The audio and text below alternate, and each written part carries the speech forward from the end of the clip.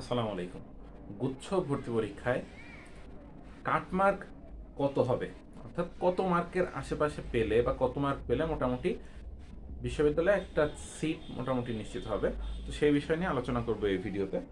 তো আমাদের যে পরিসংখ্যানটা আমরা পেয়েছি সেটা হচ্ছে মোটামুটি গুচ্ছে 60-এর উপরে হচ্ছে 84 জন, 55-এর উপরে 416 জন এবং 50-এর উপরে 2000 জন অ্যাপ্রক্সিমেটলি এবং 40-এর উপরে 16,000 জন। তার মানে এইখানে দেখা যাচ্ছে যে মোটামুটি যাদের মার্ক 42 প্লাস মাইনাস, মানে হচ্ছে ধরো এখানে 40 থেকে 42-এর মধ্যে যাদের মার্ক আছে, 40 থেকে 42, তো এদের কিন্তু মানে যে চান্স হয়ে যাওয়ার সম্ভাবনা খুব বেশি।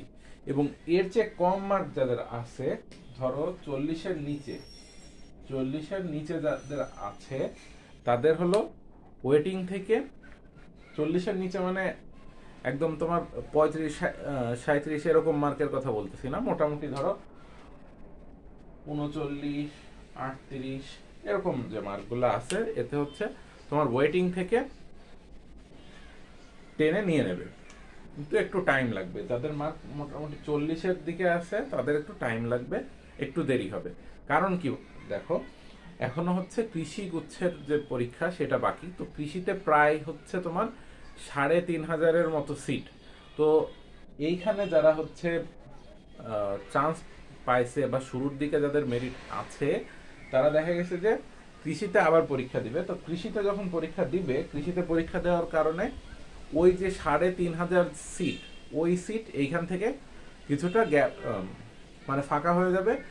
এছাড়া মানে এমন না যে কৃষিতে এইখানে যাদের চান্স হয়েছে তারাই চান্স পাবে, কৃষিতে এইখানে যাদের চান্স হয় না তারাও চান্স পাবে, কিন্তু মোটামুটি ধরে রাখা যায় যে এইখানে যারা চান্স পাইছে তাদের মধ্যে একটা মেজর একটা পোর্শন হচ্ছে কৃষিতে আবারও চান্স পাবে, এবং তারা দেখা গেছে যে কৃষিতে সুইচ করার খুব বেশি সম্ভাবনা রয়েছে।